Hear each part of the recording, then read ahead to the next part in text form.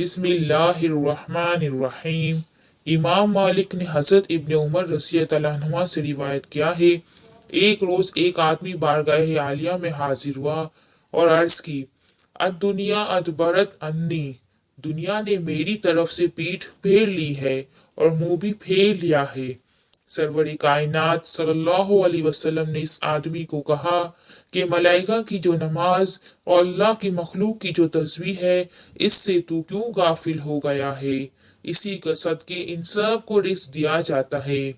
جب صبح صادق طلوع ہو تو یہ تسبیح 100 بار پڑھا کرو، سبحان اللہ و بحمدہ، سبحان اللہ العظیم، استغفر اللہ۔ سرکار دو عالم صلی اللہ علیہ وسلم نے فرمایا، تحقیقت دنیا ساغرہ، دنیا تیرے پاس ذلیل ہو کر آئے گی۔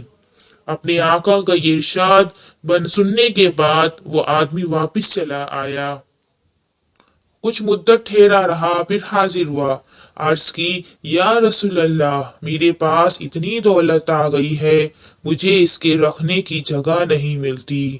سبحان اللہ۔ اللہ تعالی ہم سب کو پڑھنے کی توفیق عطا فرمائے اور ہم سب کے رزق میں برکت عطا فرمائے، آمین۔